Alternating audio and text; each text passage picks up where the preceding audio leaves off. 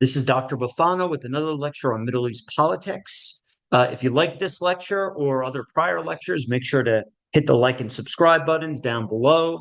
Now, for today's lecture, we're going to continue our unit on the Arab Spring, the series of revolutions that spread across the Middle East, starting in Tunisia at the end of 2010, and then going to other countries such as Egypt, Bahrain, Yemen, Libya, and Syria in the ensuing weeks and months. So we're going to understand more about these revolutions today. Now, in the prior two lectures on this topic, we talked about the long-term causes of these revolutions, the spread of democracy, spread of support for democracy, so the spread of democratic ideals. And we also talked about the growing economic problems in the region in terms of growing wealth gaps between rich and poor.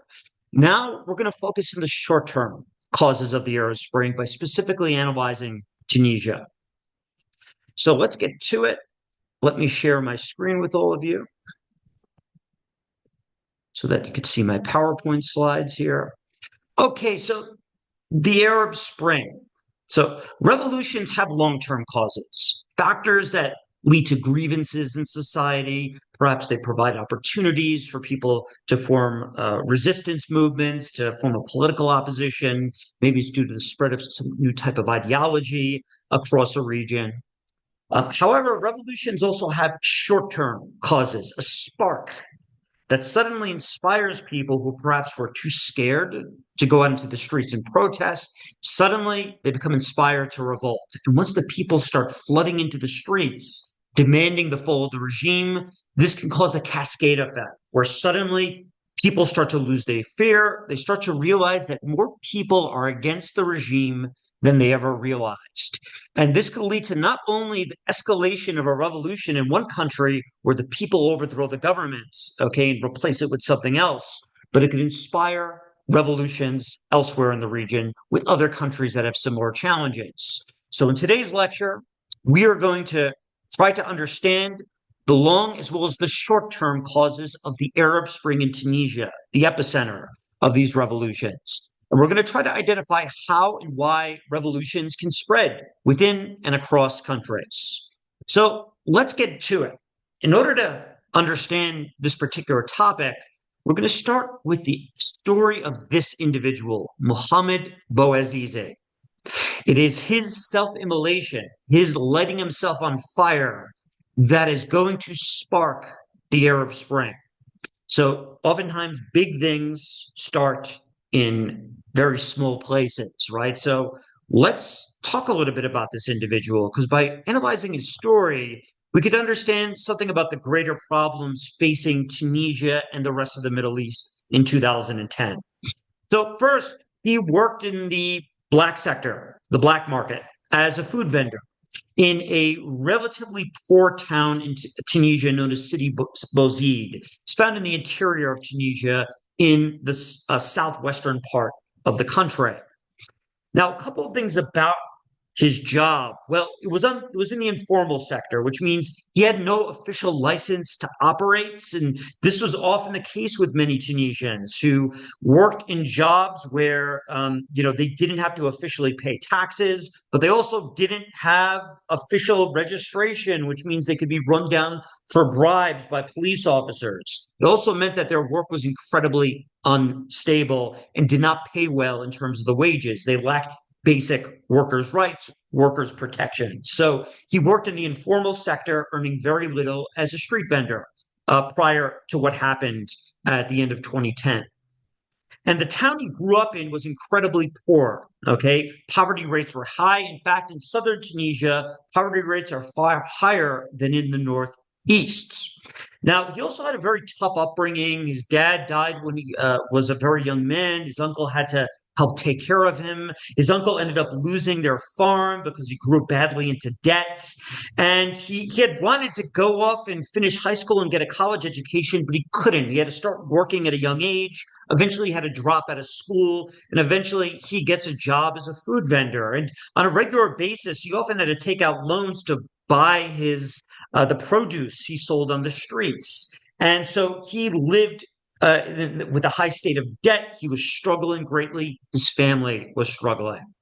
fact, he only earned about $1,000 a year. So this is typical of so many people, not only in southern Tunisia, but many other Arab republics like Egypt, like Syria, and elsewhere. So he struggled greatly. Now, what happened that's going to lead to himself setting himself on fire?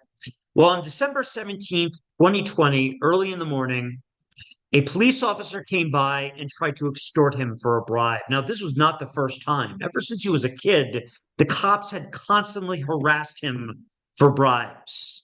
And this was a tough life, because he didn't have a good education, because he was living in a poor region, he didn't have access to a good job in the formal sector. He was stuck working at this job where he was subject to extortion.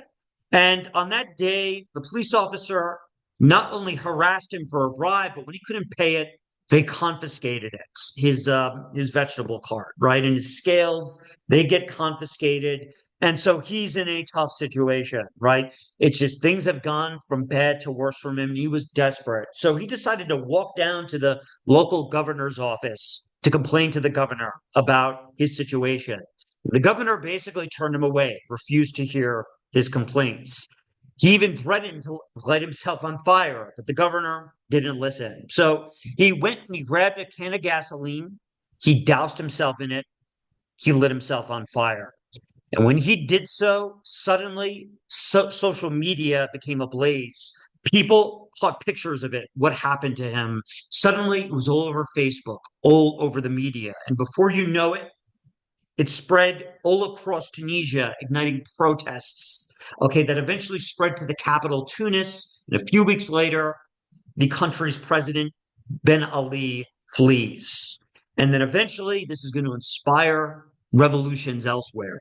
So his story here, the story of this marginalized individual living in this corrupt autocracy, is going to ignite the Arab Spring. And so I've got this quote here from Marjana Satrapi here. She wrote this book called Persepolis. To die a martyr is to eject blood into the veins of society. This is Mohamed Bouazizi, his self-immolation. You see, revolutions are very difficult to predict. While you might have a lot of mass anger towards a corrupt dictatorship that's growing in a society, you can't predict when people are going to decide or if they're going to decide to go out and protest. Oftentimes, people need a spark to overcome their fear. Once people start going out into the streets, they start to realize that more people than they realized were against this regime. And then suddenly the floodgates open. All at once, people come out into the streets and protest. So, why was it Tunisia that was the epicenter of this revolution? Why did it happen here? Well, let's talk a little bit about this country to understand some of the basics here.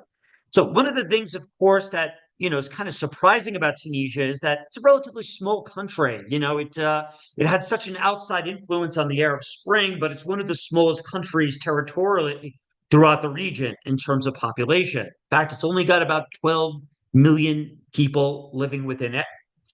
And now, at first glance, it's relatively homogenous as well. About 99% of the population speaks the Arabic language. Only about a little less than 1% speak this language called Amazigh. So, relatively homogenous linguistically. The few Amazigh speakers are in the far south here, as you can see on the map. Okay.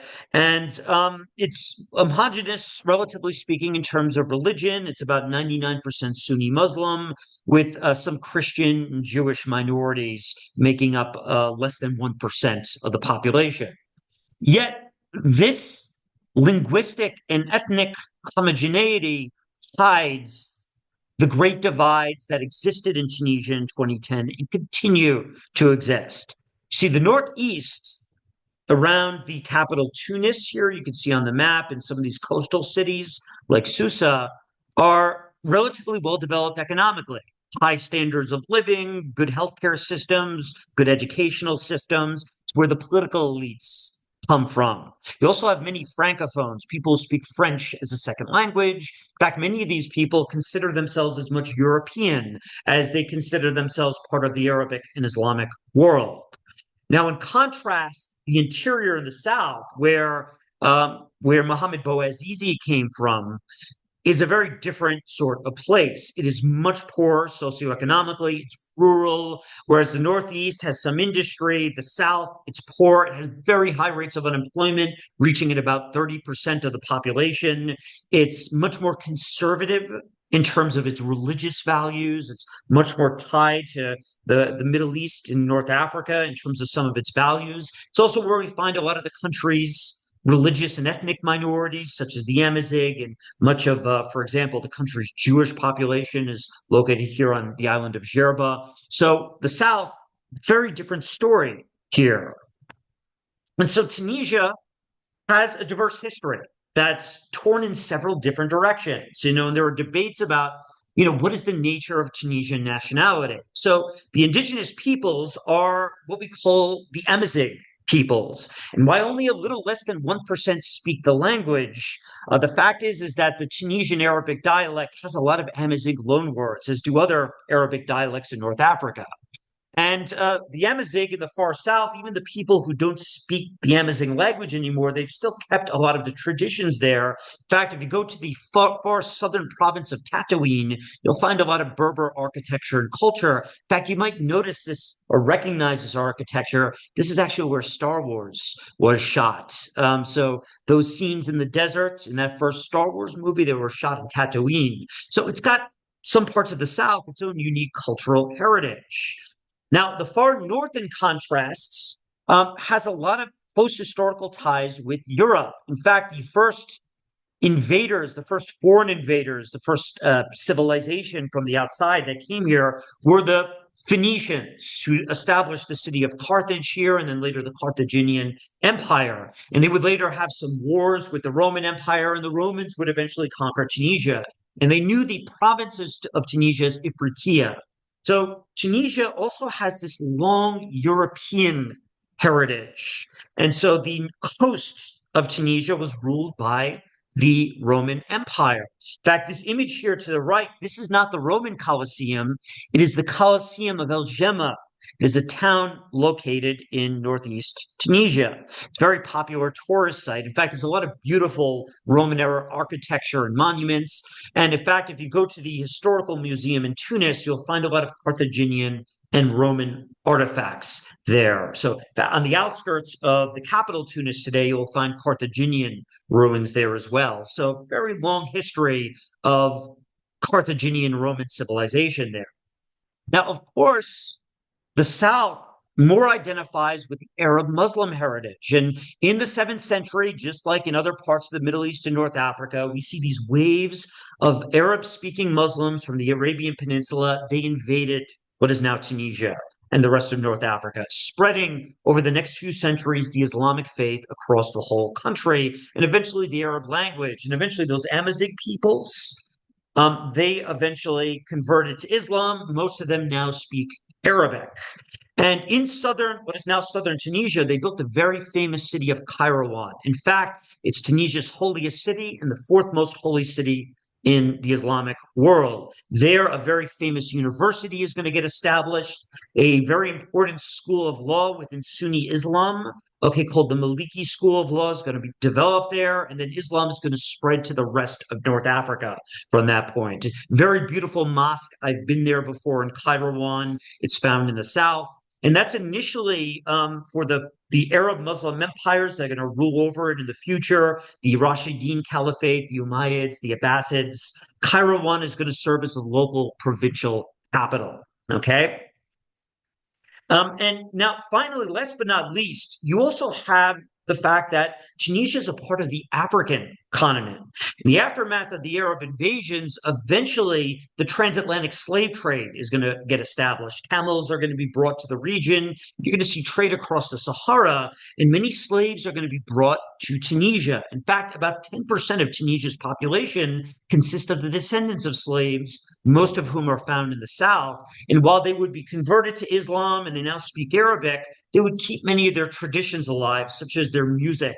The Stambeli tradition comes from this sub-Saharan African influence. In fact, more recently, we've also seen some migrants come to Tunisia. So Tunisia is much more diverse than it seems, and there's more divides culturally than first meets the eye. Now, of course, part of what makes revolutions possible is that you do have significant urban populations that are literate and that are also aware of different types of political systems, right? Tunisia, like many other parts of the Middle East, began its modernization long before the Arab Spring, way back in the 1800s. Okay. Its modernization story started when it was a province of the Ottoman Empire. Now, the Turks, like in much of the rest of North Africa, as well as other parts of the Middle East, they invaded in the 16th century North Africa. In 1574, Tunisia became a part of the Ottoman Empire, this Turkish based empire. And for the next couple of centuries, they are going to be ruled from Istanbul, and thus there is going to be a Turkish influence on this country. And eventually, the capital, by the way, of this province, it did a few centuries before this had moved up north to what is now Tunis, and so this province became known as Tunisia. Now, eventually, just like other parts of the Ottoman Empire, Tunisia gained its autonomy from the 18th to the 19th century as the Ottoman Empire became weaker and it became more decentralized as Europe was emerging during this time period. And because it gained its autonomy, eventually the Ottoman governors, known as the Beys, that ruled over Tunisia, they were able to establish their own local dynasty, their own local monarchy. And this monarchy was known as the Husseinid dynasty, which ruled over Tunisia from 1705 to 1956. So by the time European influence comes and uh, we're going to see modernization spread throughout the Ottoman Empire, Tunisia was already an autonomous province. Now, when did Tunisia start to develop economically? Well, it took place under the rule of the monarch Ahmed Bey from 1837 to 1855. Now, why the timing? Well, 7 years before his rule started, the French had conquered neighboring Algeria. You can see this on the map here if you see where Algiers is. And eventually, when they conquered Algeria, it made the other leaders of the Ottoman Empire realize that reforms were needed, or otherwise they would too would be conquered. So Ahmed Bey decided to engage in socioeconomic and political reforms, much like his neighbor Muhammad Ali did in the decades before that in Egypt. So he begins to, for example, take out loans and invest in agriculture, right? So modern irrigation systems. He invests in a modern military. He starts to invest in universities and schools. And on top of that as well, he starts to build factories to mass produce guns and ammunition. And he begins to build an infrastructure, modern ports, that sort of thing. So it begins slowly this process of modernizing Tunisia. And he also starts to make some social reforms. So there was a declaration of religious toleration during this era, and he abolished slavery as well in 1846. However, despite these reforms, eventually this attempt to avoid European colonization is going to fail. Tunisia is going to grow in debt to Europeans. And by the time we get to 1881, the French are going to eventually conquer Tunisia. And so in 1881, as Tunisia was growing greatly in debt to the French and other Europeans, eventually the French decided to conquer this province and add it to their empire. And so thus Tunisia becomes a French colony. Now, the French had learned their lessons from Algeria. They had a lot of problems with that colony because they ruled it directly. They got rid of the local monarchy and established their own direct rule there. And this involved a lot of bloodshed and violence. So instead, in Tunisia, they decide to rule indirectly. And the Bey is propped up as the monarch. The monarchy is kept there, and the French rule through the monarch. Now, in the process, what were the French interested? Well, other than wanting to get their money paid back, they wanted to make money off Tunisia. They begin to invest in agriculture and olive groves and transport infrastructure to export these crops. And in the process, over 140,000 French settlers come to Tunisia. And they settled mostly in the northeast region where the climate is Mediterranean, it's relatively comfortable. And this is going to lead to a Franco-French influence in the northeast. Many Italian settlers are also going to come as well. And so these people are going to have a great influence on the local culture there. So, of course, French language is going to spread amongst the locals in the north. Now, the French, though, they weren't interested in helping the Tunisians industrialize or educating the local population.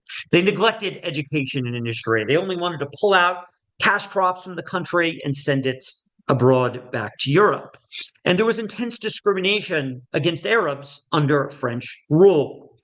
Now, you can see here some of the French influence in Tunisia. This is the capital, Tunisia. On the outskirts of the old Islamic quarter, the French build this new French-style quarter, okay, with wide boulevards. This boulevard here is known as Bourguiba Avenue.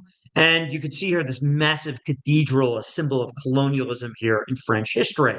So Tunisia also has these long historical ties with France. So we have here a country that's more diverse than it seems, at least on paper, when it comes to its ethnic and religious groups.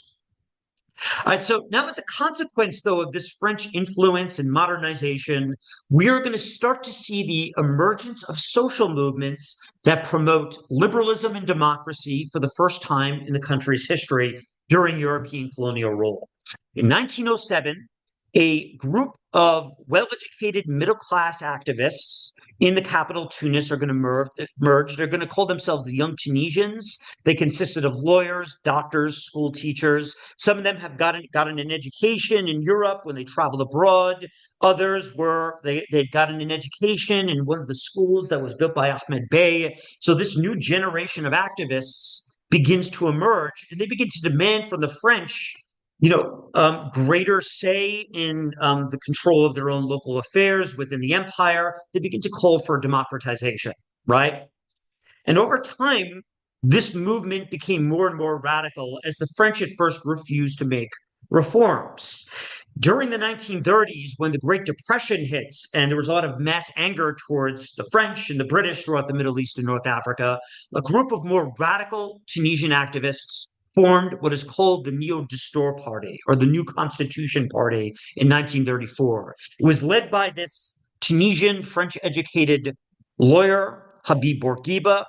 And at the time as well, this is a little bit over a decade after the Soviet Union had been founded, communism was spreading, socialism was spreading throughout the region. Within the Middle East, this ideology called Arab nationalism was spreading. It was a secular ideology. It promoted socialism and the redistribution of the wealth to the poor. They wanted not only equal rights for Tunisians, okay, within Tunisia, and they also wanted as well the economic equality, right? So the redistribution of wealth to the poor, and they wanted the French gone, right? So this was an independence movement, and they began a series of mass protests against the regime. Now, in the process of all this, there was also a lot of labor activism in Tunisia. Many Tunisians were angry about the fact that French workers got paid more than Tunisians. In the 1920s, we start to see labor activism, and after World War II, a big labor union called the Tunisian General Labor Union, the UGTT, is formed in 1946. And they made an alliance with the Neo-Destor. So this is today, the UGTT has over 1 million members in a country that only has about 12 million people. So this is a massive union. So a big independence movement forms. So after several years of pressure, eventually the French give independence in 1956. An important point of this story here is that the French were more focused on Algeria, where there was over 1 million French settlers, and they were fighting a war against the Algerian resistance movement. Eventually, the French decide to give independence without putting up a war with this Tunisian independence movement. So what's going to happen is these civilians are going to come into power in Tunisia, and they're going to form an Arab nationalist state in the aftermath. So 1956, Tunisia gains its independence. And Habib Bourguiba is going to become the country's new political leader. And just like a lot of other states in the Arab world at the time, like Egypt, like Syria, he's going to form a single party state based on Arab nationalist ideology. That is a country that does not allow any political competition. There's only one party allowed, and it was a socialist Arab nationalist party. Now, Bourguiba claimed that the entire Tunisian population was uniform and united around a single Arab identity, as Arab speakers. He also as well promoted the Neo-Destor Party and the UGTT, which he had a strong alliance with. And he is going to be the country's dictator for the next 3 decades. Now, he's going to build Tunisia's modern state here. Okay. He's going to invest, for example, in this import substitution strategy. He's going to kick the Europeans out and European companies. He's going to take their land and confiscate it. And he is going to start to invest in domestic industries, public factories, and he's going to cut himself off partially from the West. Now, he was not as radical about doing this as, say, Gamal Abdel Nasser in Egypt. He still kept some ties to the French. But at the end of the day, he is going to move towards socialism here. He's going to establish a universal education system at the primary level. He's going to establish a public healthcare sector. He's also going to build public factories and an infrastructure in the process. So he's really known as the father of modern Tunisia here. He's going to build the state up.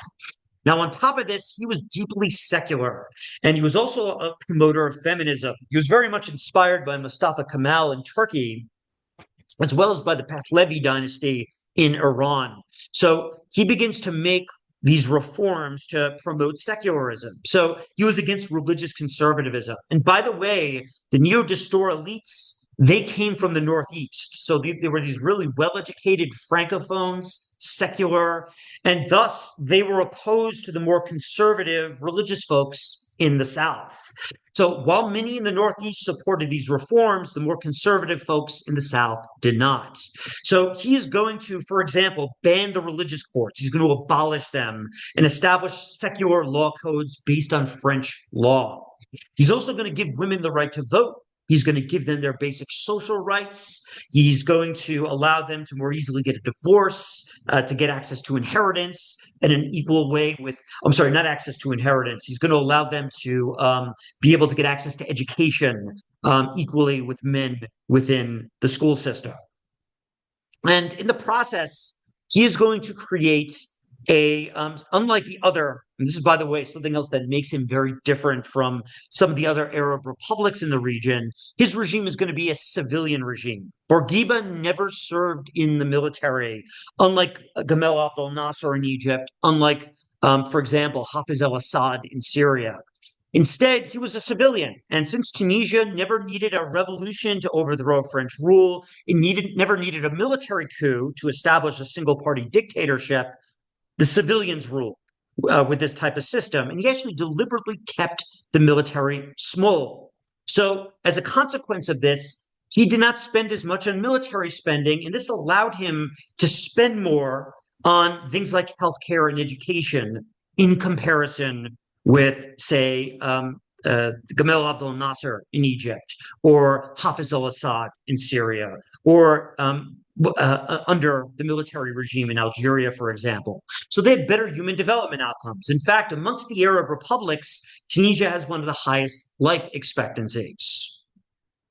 Now, on top of that, Tunisia got kind of lucky here. They never had wars with Israel or their neighbors. Unlike Egypt and Syria and Iraq and Lebanon, they were never drawn into those wars. There's more social stability here. And as a consequence, you're going to have a more developed middle class as a result. It's more educated. And that's also as well was, a little bit more open towards the Western world as a consequence of this. So the Arab nationalism in Tunisia wasn't quite as radical as what we're going to see elsewhere, like in Syria or Egypt. And so as a consequence, literacy rates are going to grow in this country. And over the following decades, Tunisia is going to become a much more literate, much more urbanized society. Now, what are some of the factors that are going to drive the revolution here in 2011? Well, just like other countries in the region, economic problems are going to emerge in Tunisia in the 1970s and 1980s. Okay, much like the other Arab republics, Tunisia's economy struggled during this era. After oil prices skyrocketed after 1973, Tunisia's economy is going to be hurt. Tunisia doesn't have much in the way of oil, unlike the Arab Gulf countries. On top of that, Tunisia's public factories struggled to perform. There was lots of inefficiencies with socialism in Tunisia. So while they had some good healthcare outcomes and educational outcomes, the public factories are not going to do well. So starting in the 1970s, Bourguiba is going to start to open up the economy to capitalism. And eventually, the regime is going to engage in what we call structural adjustment programs. They're going to start to take out loans from the International Monetary Fund and open their country to capitalism, to free markets, and to Western investments. Now, this is going to continue under Bourguiba's successor, Ben Ali, who took over in 1987. And that year, there was what was called the medical coup. Bourguiba was starting to grow senile. He was getting very old. So the Minister of Interior, the head of police, who also happened to be a relative of his, overthrew him. Zain El Abidine Ben Ali. He dealt with Bourguiba very lightly, so he didn't murder him or put him in prison or anything, but he removes him from power. And he becomes the country's new president. And he continued with these SMP programs. In fact, he took it to the next level. He began to really cut public spending on welfare programs. He privatized the economy. He started to allow foreign companies to come in and invest. So during this era, there was some positives and negatives that are going to really contribute to the revolution here. Number one, inequality grew within Tunisian society. Okay. Some people did very well. In the Northeast, there's going to be a lot of economic growth, particularly in the tourist sector. They're also, as well, Tunisia, they're going to start to export some things like textiles to Europe and some cash crops like olives. So for some people, the economy is going to do well. Things are going to, for at least the top 10%, right? There's going to be some economic growth here, particularly for the people in the capital. Furthermore, the members of the regime are going to benefit handsomely. A lot of the public companies that were sold off to the private sector were sold to friends and family members of Ben Ali. Okay, and so thus you see the emergence of these crony capitalists with ties to the regime. In fact, the Ben Ali family is going to grow incredibly wealthy. They're going to gain billions of dollars from this. And much of that wealth is going to be siphoned overseas into offshore tax havens. So you're going to see the emergence of this very corrupt elite, this crony capitalist class. Now, in contrast, okay, because of the cuts to welfare spending and public housing and the cuts to a lot of public sector jobs, you're going to see a lot of people fall into poverty. And on top of that, this poverty is going to be concentrated more in rural regions, more in the south and in the interior of the country. Okay, places where there was already more resistance to this regime. So in the process, because the state was cutting the public sector, many people were falling into poverty. Some people are going to choose to migrate overseas, either to the Arab Gulf or Europe. Others are going to be forced into the informal economy, the black market, in order to earn a living. Okay, a lot of people are going to struggle. And in the process, unemployment is going to grow. For the youth, it reached over 30% on the eve of the revolution.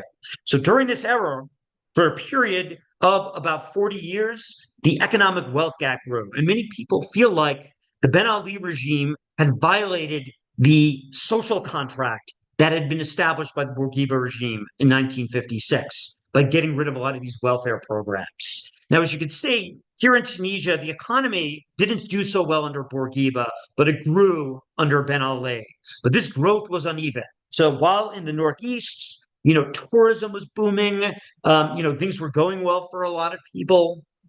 And this, by the way, this is on the outskirts of the capital, Tunis. They got a lot of beautiful beaches there, just a lot of beautiful Mediterranean architecture. But if you go to the south, you will find extreme rates of poverty. In fact, this is showing where you have poverty rates of $2 or less a day. So this is the UN's extreme poverty rates. And you could see here down south, there was a lot of people like Mohamed Bouazizi who were struggling and who felt neglected by their government, like their government was abandoning them. Now, on top of that, there was also growing resentment over authoritarianism and growing support for democracy. During this era, we begin to see the emergence of social movement activism. Whereas Bourguiba was popular in the 50s and 60s, starting in the 70s, the regime is going to start to lose its popularity. So once Bourguiba starts making his cuts in the 70s, the labor unions are going to turn against him. So the UGTT, which used to have an alliance with the Distore Party, they're going to turn against Bourguiba. In 1978, they were going to hold a mass protest against the regime, a mass strike, and it was put down with violence by the state. In fact, the state replaced the UGT's leadership. although much of the rank and file are going to continue to be opposed to the regime. Then in 1984, in response to cut to food subsidies like bread, there is going to be a mass riot. Once again, violence is going to be used. Now, in the process of all this, as democracy was spreading to many other parts of the world, many Tunisians were going abroad for an education, for access to work. Support for democracy was starting to spread in Tunisia. In 1978, a group of activists formed the Tunisian League for the Defense of Human Rights in the capital, Tunis. And they're going to start to name and shame the Tunisian government for its human rights abuses, for throwing people in prison, its use of torture. Now, it wasn't just the liberals that mobilized, it was also Islamists. So in the 1970s, we are going to see the emergence of Islamist social movements. And by the early 1980s, they're going to form a political party that is going to eventually be named Ennahda, which means the Renaissance Party. It was an Islamist party that sought to mix religion with politics. It was modeled off the Brotherhood. It wasn't a direct member of the Brotherhood, but it was modeled off of them. And they engaged in dawah activity, preaching, the engaging of charity, and so on and so forth, as well as political activity. And they were known initially as the Islamic Tendency Movement. So as a social movement, they operated on campuses across the country, and they spread their activity in mosques. And initially, the regime actually gave them some space to mobilize because they saw them as kind of pushing back against the far left and against the labor unions. So Islamist influence began to grow in Tunisia. And in fact, in 1982, Rashid Ghannouchi then tried to form a political party. Ghannouchi, by the way, he was the founder of this movement. And so thus he tries to form this political party. He was a Muslim Democrat, so he supported democracy and conservative Islamic social values.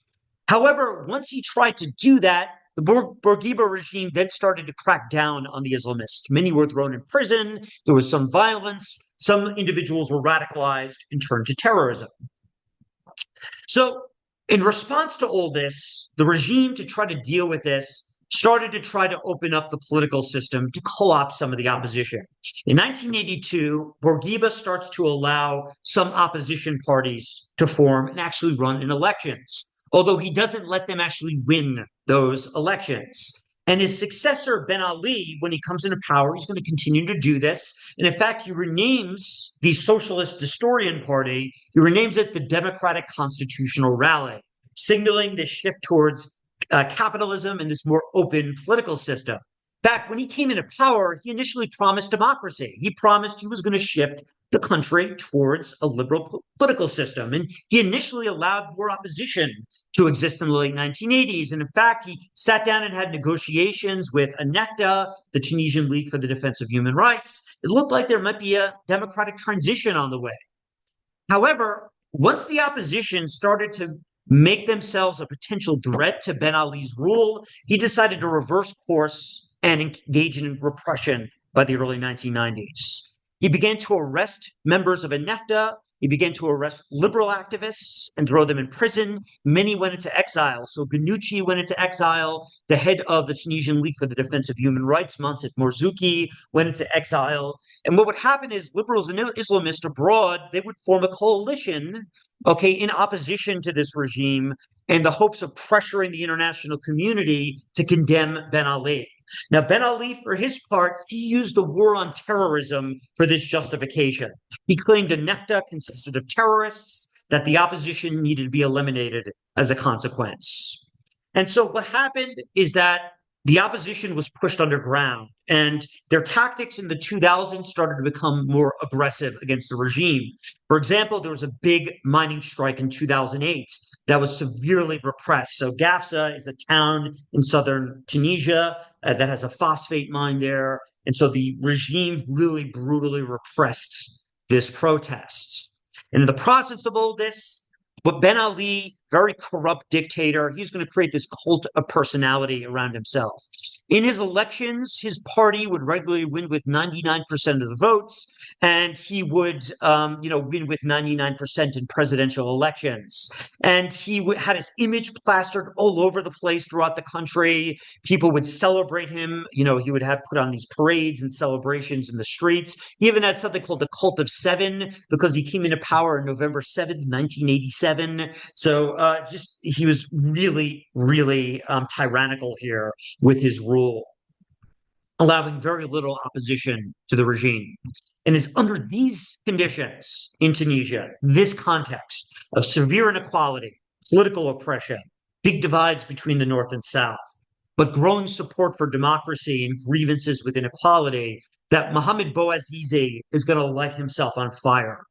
And when he does this, it sends a spark all throughout society. Now, here's the thing.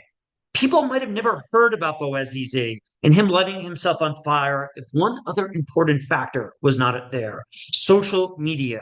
Social media was just emerging at this time in world history and in Tunisia specifically. And I remember being very naive. I was actually in Egypt during this time period. I was so naive. I thought, oh, this is such a great technology. It's going to lead to the spread of democracy everywhere. And of course, things didn't turn out as, I'd hoped with social media. But in 2010, it proved to be this kind of vehicle where activists could spread discourse online under the noses of dictators. And so thus, across Tunisia, people who were, many of them at this point had owned phones. They saw his self-immolation, Bouazizi lighting himself on fire. It just ignited this rage, this anger in people. Suddenly, so many people that had never protested before, they lost their fear. And once they started going out into the streets, they began to realize how many other people were like themselves. You see, under dictatorships, because they don't allow total freedom of discourse, you never know who is opposed or who supports the regime totally. But once this happened, people realized that most people hated this guy. And so thus, in the course of a couple of weeks, the protests grew big. They spread all the way up to the capital, Tunis. And by January 14th, 2011, Ben Ali fled. Now, a key aspect of this revolution here is the military. You see, the military in Tunisia is relatively small and it's apolitical. In the past, it had rarely gotten involved in politics. The Tunisian military purposely kept it professional and small so that they would never overthrow the dictatorship. But one of the ironies of this is that when this revolution happened, the military decided to stay neutral and the police got overrun. So there was no one there to protect Ben Ali from the crowd. So he gets on a plane, he flies to Saudi Arabia, and he gets the hell out of there. And when that happens, suddenly other people in other Arab republics, as well as other countries in the region, begin to realize, hey, if the Tunisians can do it, we can do it. Across social media and across news channels like Al Jazeera, people saw those protests in Tunisia. And so Egyptians, they decide to hold their own protest against Hosni Mubarak on January 25th, 2011. Protesters occupied Tahrir Square, okay, the heart, the center of the capital, Cairo. They had to fight through police in order to get to that square and do a sit-in. Now, it was led initially by liberal protesters, but eventually the Muslim Brotherhood and other groups would join. And after a couple of weeks, Hosni Mubarak was forced to resign. And this was an even bigger deal because Egypt was the largest country in the Arab world in terms of population. When Mubarak fell, it set off this chain event. Protests across countries with similar grievances, Arabic-speaking countries, one by one, they began to take it to the streets. Okay, and these individuals, they consisted who protested. Some of them were Islamists, some of them were liberals, some of them were social democrats, right? All across the spectrum. What they had in common, though, was the hatred of the ruling regime and the desire for a democratic transition. So one country at a time: Yemen on February 3rd, Bahrain on February 14th, Libya on February 15th, and then Syria. We also had some lighter protests in Morocco and Jordan break out, and some other countries in the region, but the rebellions were the largest in these places. And in fact, in 5 of these countries, governments are eventually going to get overthrown. Okay, some of them almost right away, and then others like Syria, it's going to take 13 years to get it done. But even in Syria, eventually the government's going to get overthrown. So it is due, some Scholars have often referred to this as the Facebook revolution because so many people were using their phones, they were using social media to communicate across border. So, along with those economic factors and those political factors in terms of the spread of democracy, it is the emergence of social media that is going to provide an opportunity for activists to mobilize. And it's going to cause this revolutionary cascade event. Now, next lecture, we're going to start talking about the outcomes of the Arab Spring and why Tunisia, at least initially, had a democratic transition. Until then, I will see you all later.